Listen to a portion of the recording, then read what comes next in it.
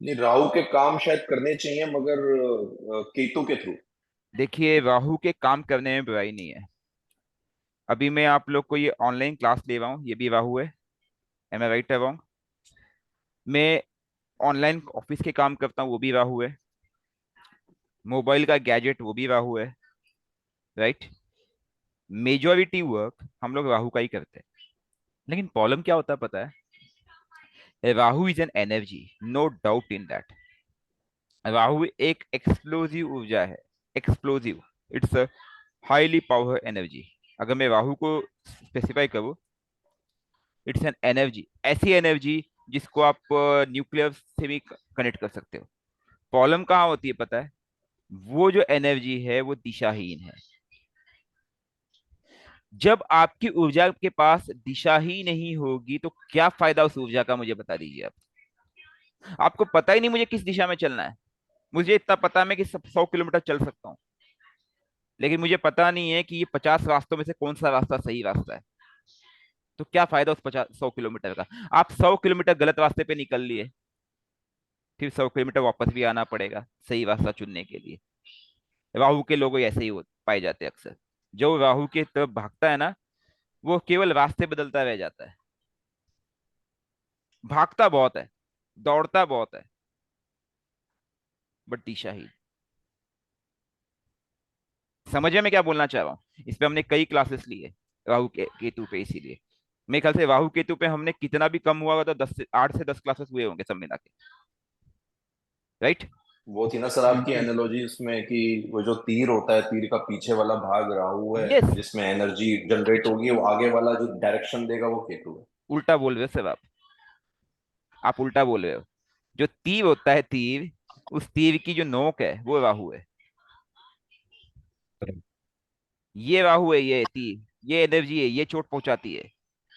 लेकिन जो दिशा देती है वो पीछे से देते हो आप, वो केतु है। तो जब तक ये दिशा ही सही नहीं, आप निशाना ही नहीं लगाओगे। निशाना लगाने के लिए उस तीर को पकड़ना पीछे से जो भी है बॉस, जड़ को पकड़ना आवश्यक है।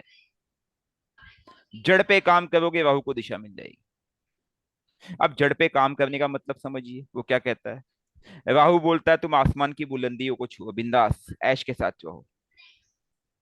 राहु चेंजेस, क्विक चेंजेस लाएगा, स्विंग्स लाएगा।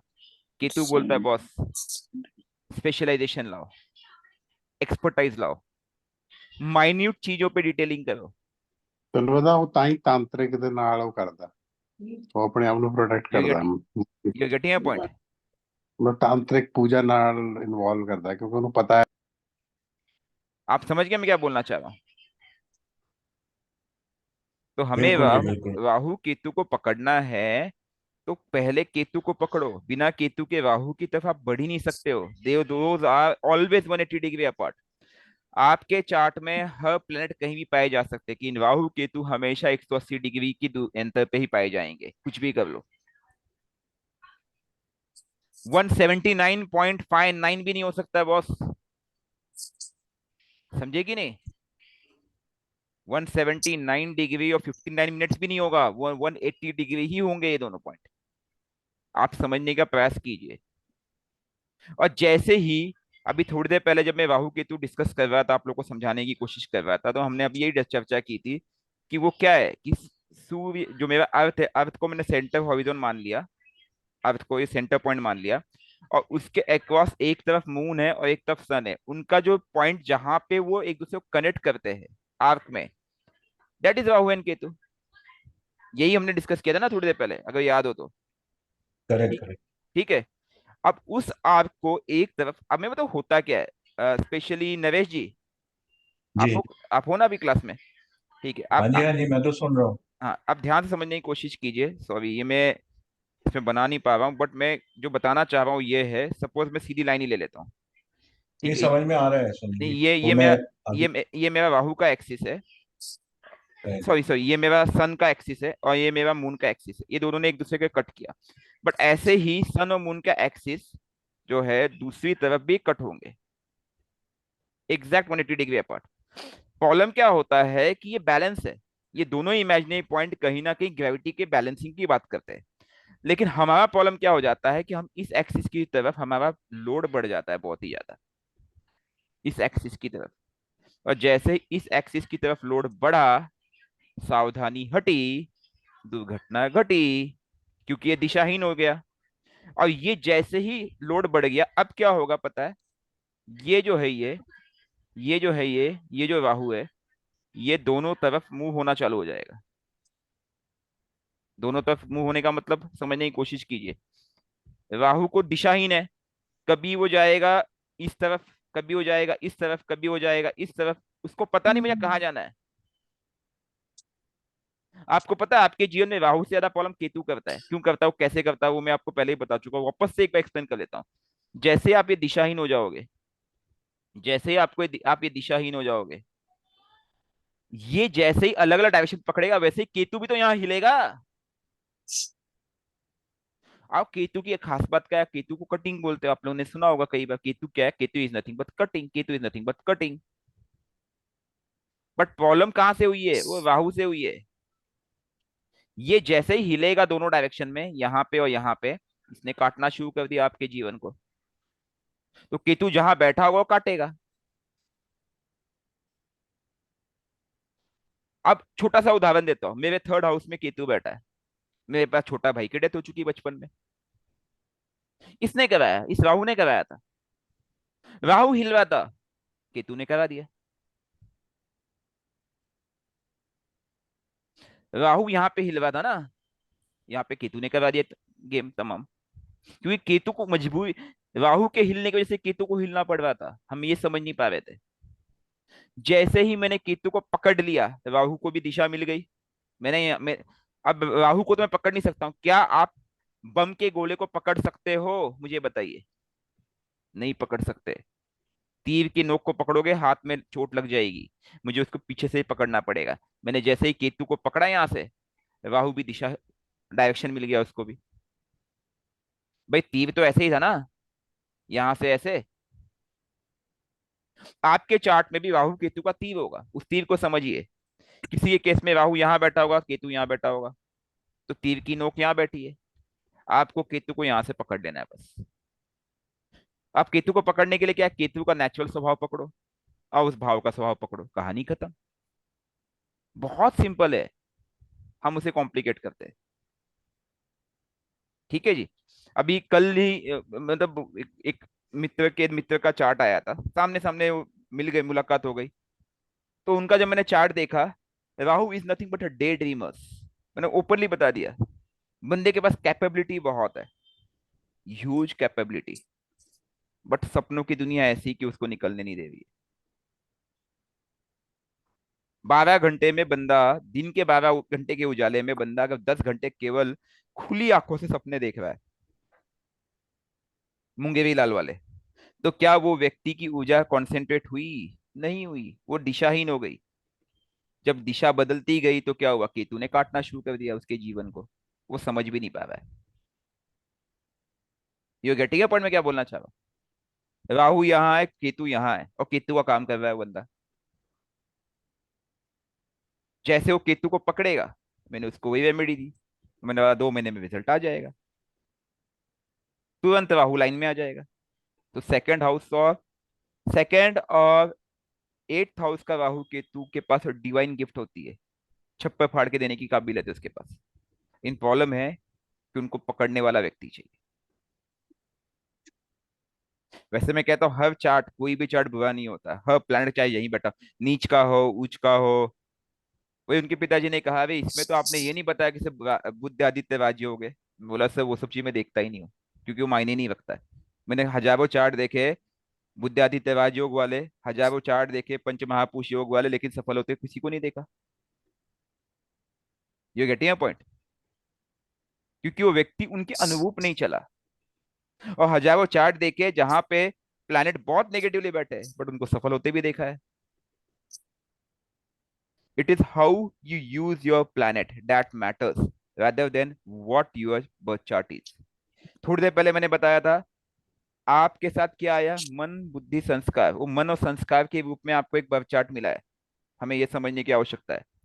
लेकिन क्या उस मन और बुद्धि के हिसाब से जो संस्कार मिला है, उसके अंदर परिवर्तन नहीं हो रहा है? बिल्कुल हो रहा है। वो आपके प्रेजेंट कामिक प्रारब्ध है, वो उसको बदलाव करने की क्षमता रखते हैं। जो लेके आए हो आप लेके आए हो।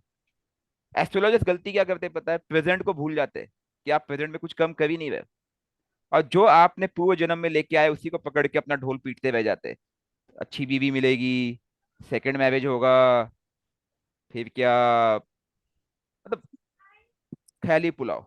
अहो, इसमें तो ये दोष बैठा हुआ है, आपका एक्सीडेंट होगा।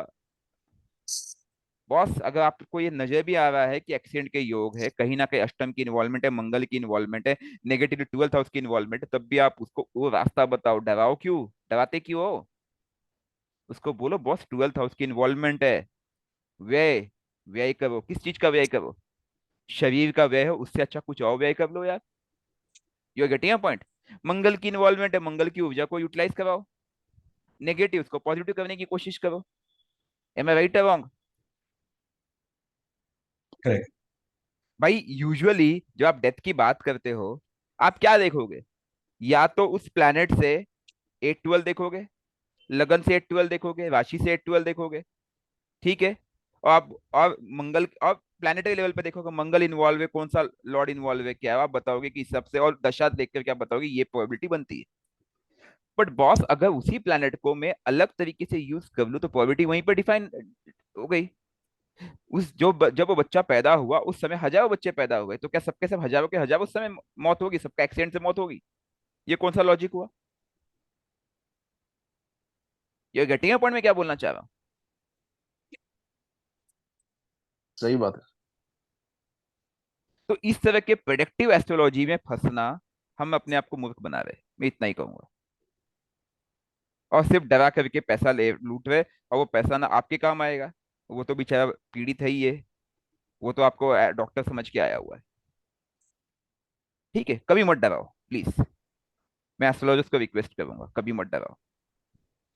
ठीक है, कमिंग बैक टू, ठीक है ये टॉपिक हो गया, अब कमिंग बैक टू शक्तिपीठ, आगे बढ़े। हाँ जी।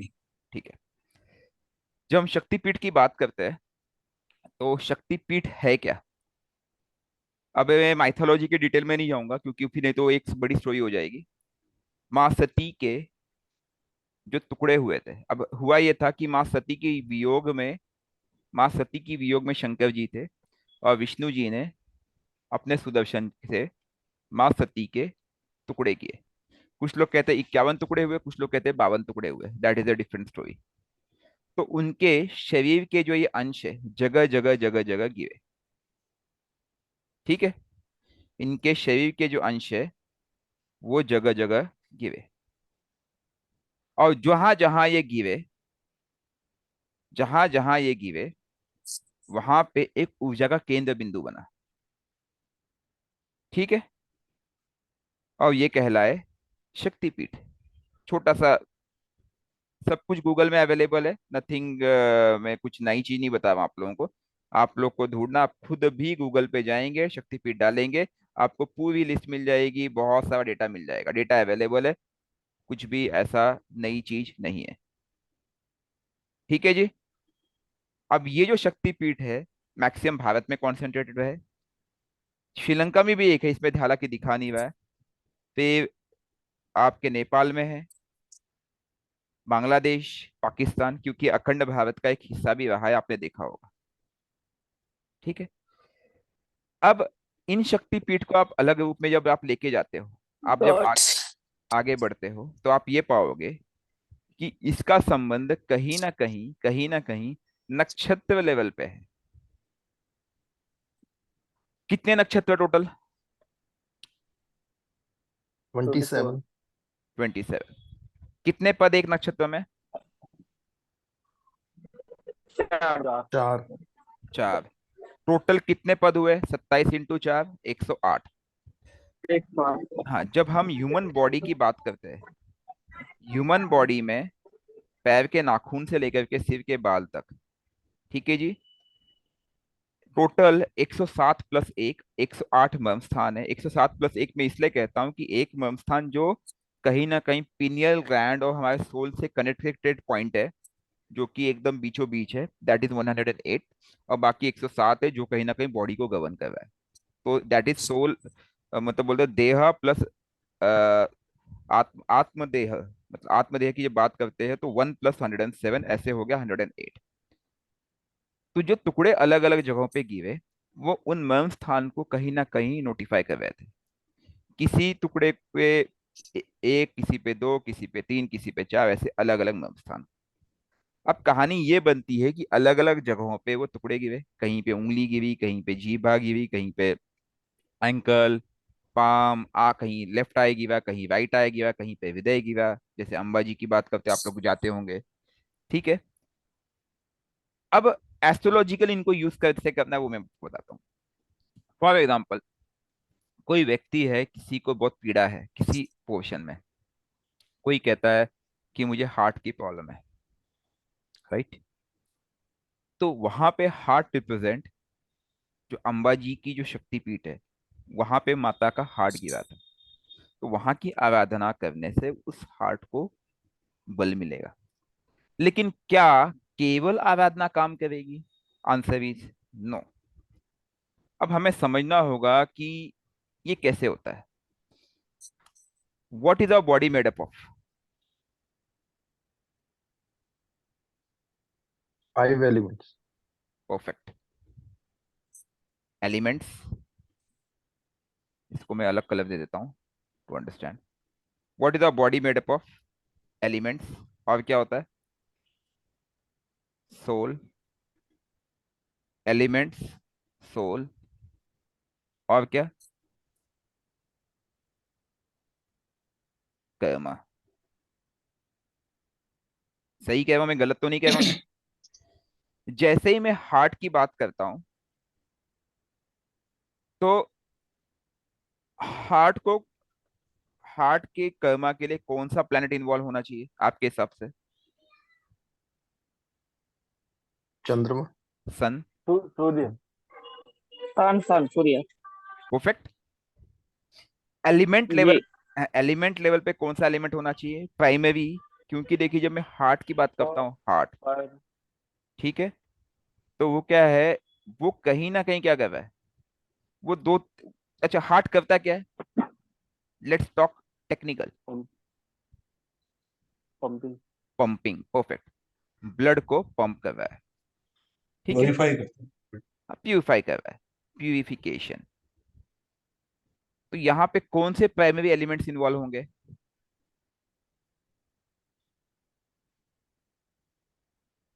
मंगल चंद्र। हाँ, मंगल चंद्र, ओके, बोल सकते हैं। और एनीबडी? अग्नि तत्व। अग्नि तत्व। और एनीबडी? जल है। एयर भी आएगा। जल, जल तत्व। जल तत्व, ठीक है। और अग्नि वायु जल, भी आएगा, ऑक्सीजन भी को अग्नि एयर का। जल, अग्नि जल प्राइमरी है, सही कहा आपने। और साथ ही साथ वायु भी आ जाएगा, इसमें भी कोई शक नहीं है, ठीक है। अब आपने क्या किया? आपने जो रेमेडी की, वो किसकी की? वो किसकी की? उस सती की। सूर्य। उस सती की रेमेडी की अंबाजी जाकर के। तो वो सती की रेमेडी क्या थी? आपने वहां पे जाके पूजा आराधना की। आपने किसको कनेक्ट करने की कोशिश की? उस सोल को कनेक्ट करने की कोशिश की, उस सोल के इंस्टिंक्ट को कनेक्ट करने की कोशिश, मर्म स्थान के द्वारा। जब आप मंत्रों का उच्चारण कर रहे हो, या फिर आप जैसे ही स्पिरिचुअली कनेक्ट करने की कोशिश कर रहे हो थ्रू बॉडी एंड सोल, आप क्या यूज कर रहे हो? आप 8th हाउस और 12th हाउस को यूज कर रहे हो बाय डिफॉल्ट। आप केतु का काम कर रहे हो बाय डिफॉल्ट, आप जुपिटर को यूज कर रहे हो बाय डिफॉल्ट, आप कर्म कर रहे हो, आप सैटर्न को यूज कर रहे हो by default, no doubt in that, ठीक है। तो आपने कहीं ना कहीं उस सोल को सिग्निफाई किया अंबाजी से कनेक्ट करने की। बट उस कर्म कारक सन और उस अग्नि और जल को क्या किया आपने? क्या उसकी रेमेडी की? नहीं की। तो ये जो रेमेडी है जिसकी हम बात करते हैं, कौन सी, कौन सी वाली, सॉरी, शक्तिपीठ वाली। शक्तिपीठ वाली, ये एडिटिव रेमेडी है। अगर आप, अगर आप तत्व को प्यूरिफाई नहीं करोगे, उस प्लैनेट, एसोसिएटेड प्लैनेट को कंट्रोल नहीं करोगे, और एक चीज, आपके बर्थ चार्ट में वो सन के साथ और एक प्लैनेट भी हो सकता है। वो क्या होता है? सपोज 5th हाउस की राशि आपकी वीनस की पड़ गई, तुला आ गई यहाँ पे, 3 नंबर का लगन है, ठीक है, और वहां पे सैटर्न भी बैठा हुआ है। हमें नहीं पता है, सन तो प्राइमरी कारक है, वो तो बाय डिफॉल्ट रहेगा, ठीक है, बाय डिफॉल्ट सन प्राइमरी कारक है। बट सेकेंडरी दशा लेवल पे भी कुछ हो सकता है जिसका एसोसिएशन फिफ्थ हाउस से हो। ये गेटिंग पॉइंट। ये मेडिकल एस्ट्रोलॉजी का एक थोड़ा सा पार्ट आ जाता है। एक्चुअली इसको मैंने अब तक इसलिए नहीं सिखाया फोर्थ। था, इसको मैंने अब तक इसलिए नहीं सिखाया था कि इसको, हाँ, आप ये बोले थे कि हार्ट मतलब फोर्थ हाउस, ऐसा बोले हो आप? हाँ यस सर। हाँ, मैं समझ गया, वो आपका वर्ड अचानक आया, मैं समझ गया। देखिए, ये जो होता है ना, ये फोर्थ और फिफ्थ का एसोसिएशन होता है बेसिकली, क्योंकि जल तत्व इन्वॉल्व है, इसलिए कई जगह पे आपको मून की इन्वॉल्वमेंट भी नजर आती है, but primarily it is a sun. ठीक है जी, primarily it is a sun, fourth और फिफ्थ का एसोसिएशन के साथ है वो। क्योंकि एक्चुअल में हम लोग एस्ट्रोलॉजी को लेते हैं हाउस कंसेप्ट में 330 degree apart, but that's not exact 30 degree division. मैंने ये चीज पहले भी क्लास में बताई है, नक्षत्र हो या हाउसेस हो, ये एग्जैक्ट डिवीजन नहीं है, ये थोड़ा सा चेंजेस है। इसलिए जब भी आपका प्लैनेट कभी बॉर्डर लाइन में हो, तो उसको आप कभी भी कंसिडर मत कीजिए क्योंकि फोर्थ में ही है, फिफ्थ में ही है, सिक्स में ही है। उसको बॉर्डर लाइन में दोनों हाउसेस में कंसिडर कीजिए, और वो पार्शियली दोनों का रिजल्ट जनरेट करेगा। आपने नोटिस भी किया होगा, किया है कि हाँ नहीं सर, किया? नोटिस करा है, ये देता है। हाँ, हाँ। देता है सर, दो क्यों दो देता है? अलग अलग ग्रह उसका देता है सर। क्यों देता है, उसके पीछे कारण है। क्योंकि वो बॉर्डर लाइन केस में, क्योंकि एक्चुअल आप देखेंगे, एक्चुअल एस्ट्रोलॉजी 360 डिग्री की है, बट 360 डिग्री में बहुत सारे कंसेप्ट को हम एक्सप्लेन नहीं कर पाएंगे, जैसे कि दृष्टि हो गई, लिंकेज हो गया, फिर जो हम काउंटिंग करते हैं, कैलकुलेशंस हो गए, तो इसलिए इसको स्क्वायर फॉर्म में लाया गया ऋषि मुनियों द्वारा। तभी शायद सर नाड़ी में यूज करा जाता है इस कंसेप्ट को, हाँ। आगे कौन है, पीछे कौन है, उसके फिफ्थ में कौन है, नाइन्थ में कौन है। हाँ। एक्चुअली ऑर्बिट इलेप्टिकल होता है ना, दैट तो देखो, उससे नाड़ी जो है वो क्या करता है, वो एनर्जी एसोसिएशन की बात करता है, स्वभाव और प्रभाव।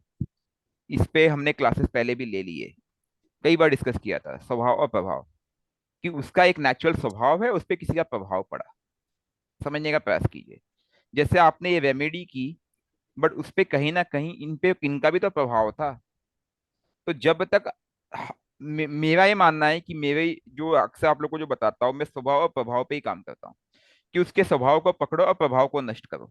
अगर नकारात्मक प्रभाव है तो नष्ट करो, सकारात्मक प्रभाव है तो पकड़ लो, कहानी खत्म, वही रेमेडी है। कोई प्लैनेट नेगेटिव नहीं, कोई प्लैनेट ये नहीं। कई बार क्या होता है कि जैसे आपका तत्व पूरी तरह से प्रभावित है, अक्सर देखता हूं मैं कि जिसके भी लाइफ में मैरिज की प्रॉब्लम, मैरिड लाइफ में प्रॉब्लम चल रही है, उसको मैं आंख बंद करके बोल देता हूँ, बॉस तू जल तत्व की रेमेडी तो पहले ही कर ले। क्यों?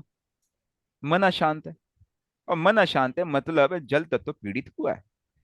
अब वो राहु से हुआ है, आपका जो जल तत्व प्लैनेट मून है वो खुद कहीं मैलेफिक बैठा है, 6 8 12 से एसोसिएशन है, दशा लॉर्ड से 6 8 12 है। या ये भी हो सकता है कि वो दशा लॉर्ड दशा राहु की चल रही है, राहु के नक्षत्र में बैठा है, इसलिए वो नेगेटिव रिजल्ट देने के लिए बाध्य हो गया, या फिर उसकी पॉइजनिंग हुई है राहु से। बहुत सारे रीजन हो सकते हैं। वो खुद अनकंफर्टेबल अष्टम भाव में या फिर 8 नंबर की राशि में बैठ गया है, ठीक है। तो मून की रेमेडी प्राइमरी हो जाती है, और उसमें खास करके मैंने कई बार बताया कि अगर वीनस की दशा हो, तो वीनस की दशा में यूजुअली बंदे को मून की रेमेडी करनी अनिवार्य हो जाती है। क्योंकि आप, कई बार मैंने ऐसे अच्छे अच्छे एस्ट्रोलॉजर्स के अच्छे अच्छे लोगों के चार्ट देखे, वीनस बहुत प्यारा बैठा हुआ है लेकिन उसकी बैंड बजी पड़ी है, लेकिन जब मैं देखता हूँ मून मून मैलेफिक बैठा हुआ है। मैंने उसको बोला, बेटा मून की रेमेडी के बिना तेरा कोई वावा नेवा हो ही नहीं सकता है। ये गेटिंग पॉइंट क्या बोलना चाह रहा हूँ? तो तत्व की रेमेडी बहुत ही प्राइमरी है, और वो बहुत ही आवश्यक है। हमने तत्वों के ऊपर जो क्लासेस ली थी उसका कारण यही था कि हम बिना तत्वों के रेमेडी करने जाएंगे, you will be nowhere. मान के चलिए आप, समझ गए मैं क्या बोलना चाहूँ? अब अगर मैं अपने घर में ही बात करूँ, मेरी वाइफ का सिक्स्थ लॉर्ड मून है, वो राहु के नक्षत्र में लगन में बैठा हुआ है, ठीक है। तो सिंपल सिंपल बात है कि उसका कहीं ना कहीं मून जो है मैलेफिक हुआ। Am I right about? Yes sir. जल यस सर। तत्व पे मैलेफिक प्रभाव दिख गया। अब वो कहाँ पे आया? First house. फर्स्ट हाउस क्या? आपका सबकॉन्शियस माइंड। फर्स्ट हाउस क्या? योर सेल्फ, ठीक है, ये डिसेसिव एनर्जी, अब मुझे कुछ नहीं करना है, मुझे केवल उस जल तत्व की रेमेडी करनी है, उसकी पॉइजनिंग को हटाना है और कुछ नहीं करना है। जब कभी भी हलचल होगी मुझे पता है मेरे पास क्या स्वभाव और प्रभाव, जल तत्व का जो स्वभाव है मुझे उसको रेमेडी करना है, और जो राहु का प्रभाव है पॉइजनिंग का, मुझे उसको निकालना है। कहानी खत्म। अब इसमें एक भी कई तरह की रेमेडी बनती है। कई बार हम क्या करते हैं, जल तत्व के प्रभाव को डिटॉक्सिफाई करने के लिए अगेन वही इंद्रिय, देखना, सुनना, बोलना, स्पर्श, कहानी खत्म। रेमेडी कितनी सिंपल होती है, हम उसे कॉम्प्लिकेट करते हैं। चार्ट को देखो, कोई मुश्किल काम नहीं होता बॉस। और वो प्रभाव क्यों बन रहा है, क्योंकि कुंभ लगन है और शनि की दशा चल रही है। तो अगेन कौन एक्टिव हुआ, सैटर्न, और सैटर्न उसके टाइम में बैठा हुआ है। ट्राई टू अंडरस्टैंड मैं क्या बोलना चाह रहा हूँ, कैसे रिलेट किया। तो कोई भी चार्ट जब आप रिलेट करो तो उसमें शक्तिपीठ की रेमेडी काम करती है, बहुत बढ़िया काम करती है। मैं तो अक्सर मेरा खुद का सपना है कि मैं सभी शक्तिपीठों के दर्शन करूं, कई कर चुका हूं, कई करने की इच्छा है। जब मौका मिलता है, एक दो दिन छुट्टी मिलती है, सॉरी मैं आप लोग की क्लासेस मिस करता हूँ, लेकिन मैं चला जाता हूँ दर्शनों को। अभी हाल ही में वैष्णो देवी देखे है। वैष्णो देवी शक्तिपीठ नहीं है, वो सिद्धपीठ है। There is a difference between Shaktipeeth and सिद्धपीठ।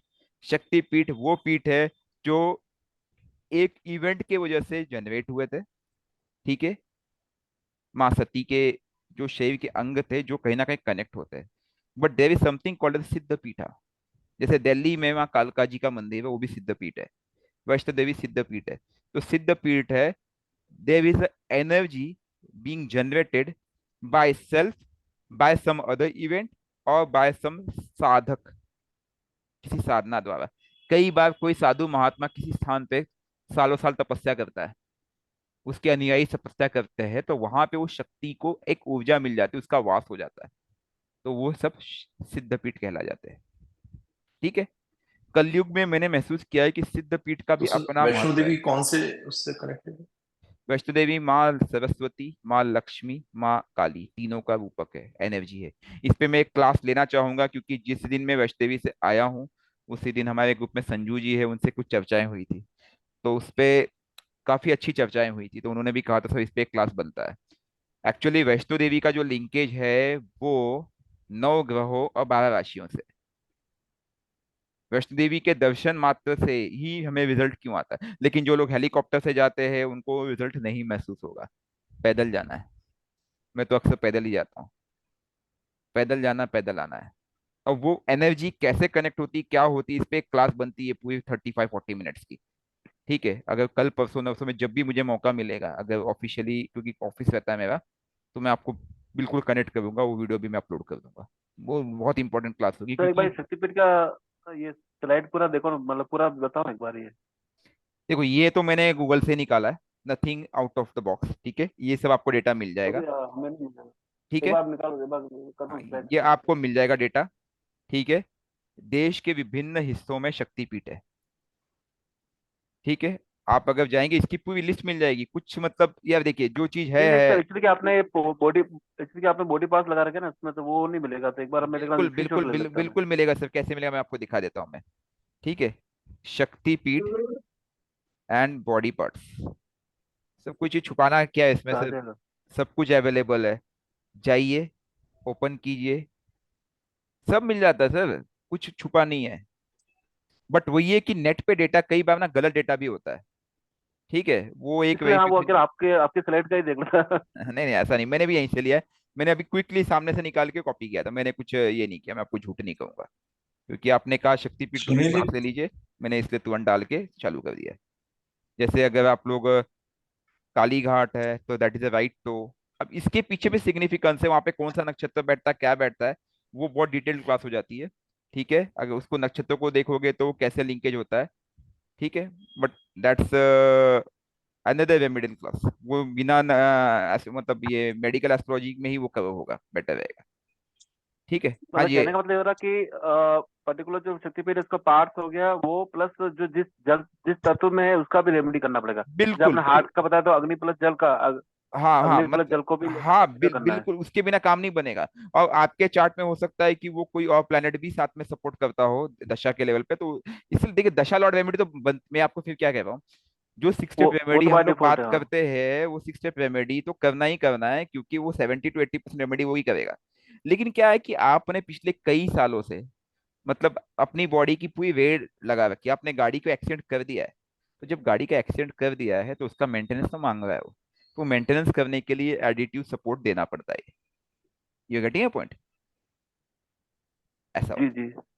ठीक है। सुनील जी, एक छोटा सा सवाल है, बिल्कुल बहुत बोलिए, ही बिल्कुल। अटपटा सा है। नहीं, कोई अटपटा सवाल नहीं देखो, होता, बिल्कुल बोलिए। नहीं, ये जो जैसे ये जो अच्छा, एक हमारी चीज जो और है, ये ज्योतिर्लिंग की एक क्लास बची है, वो मेरे ख्याल से आज कवर नहीं हो पाएगा। वो हम फिर कर लेंगे, और ज्योतिर्लिंग की क्लास हाँ वो पूरी लंबी सेशन होगी, क्योंकि वो ज्योतिर्लिंग का क्लास ऐसे डायरेक्ट लिंक नहीं होता है। उसका लॉजिक थोड़ा अलग है।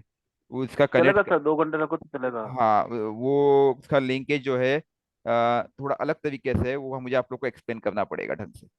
ठीक है। हाँ बोलिए, आप कोई कुछ बोल रहा था, बोलिए। मैं ये बोल रहा था कि ये जो जैसे ये जो अभी माइथोलॉजिकली हमने ये देखा कि ये शक्तिपीठ बने हमारे। हाँ हाँ। मेरा सवाल ये है कि क्योंकि ये हम्म, जो हमारी डेटीज हैं, जो भगवान है, शिव है या हम्म, विष्णु जी, ये तो बहुत ऊपर है धरती से। तो ये बिल्कुल। हमारे हिंदुस्तान में ही क्यों गिरते हैं सारे? देखिए, इसके पीछे मैं एक ही चीज कहूंगा। अगर आप भूतकाल की बात करें, मतलब थोड़ा कुछ वर्षों पहले जाए, ठीक है, तो आपने एक चीज नोटिस की, इस धरा की बात करें तो स्पेशलिटी क्या पता है? हर क्लाइमेट, ठीक है, हर मतलब हर तरह की जलवायु, ओके, हर तरह के लोग, हर विविधता यहाँ पे आपको नजर आ जाएगी इसी एक पार्ट में। वर्ल्ड अर्थ के दूसरे पार्ट पे जाओगे अगर आप, तो नॉर्थ पोल और साउथ पोल पे जाओगे तो टेम्परेचर वेरिएशन है। जैसे ही जैसे ही जैसे ही आप, अगर मैं ग्लोब की बात करता हूँ, एक छोटा सा उदाहरण मैं आपको देता हूँ, ठीक है। अ,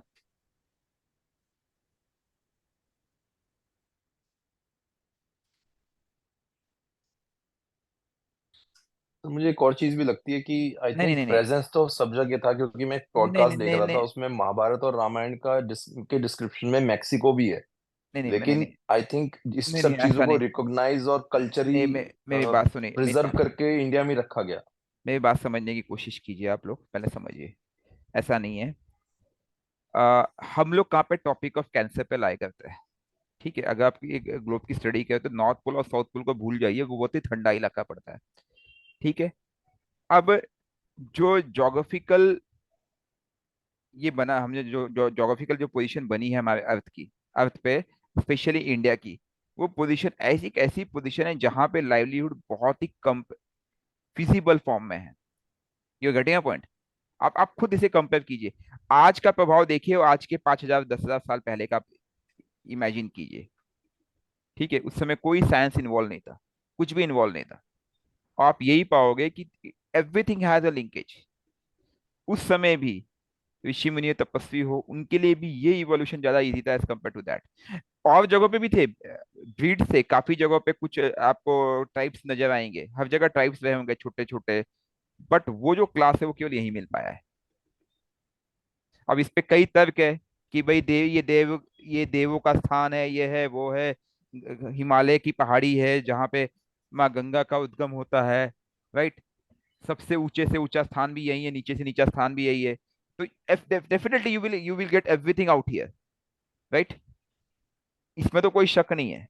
but yes, there are some logic, some relation. अगर आप जोग्राफिकली स्टडी करेंगे तो हमारी जो कंट्री है, जो हमारा भारतवर्ष है, उसकी पोजीशन अपने आप में ही एक ग्रेट है। ठीक है। आज तेल के कुएं मिले वहां पे, पहले तेल की कोई महत्व ही नहीं था, तो आज मिडल ईस्ट का बोलबाला चल रहा है। ठीक है, वेस्टर्न कंट्रीज का बोलबाला चल रहा है। ये घटिया पॉइंट। तो इसके पीछे यही लॉजिक है, और तो कुछ खास है नहीं। इवोल्यूशन है बेसिकली। इवोल्यूशन बोल सकते हो, या फिर विथ रिस्पेक्ट टू टाइम हम अपनी रिक्वायरमेंट के हिसाब से अपने नीड्स को अडॉप्ट करने की कोशिश कर रहे हैं, राइट। अभी वेस्टर्न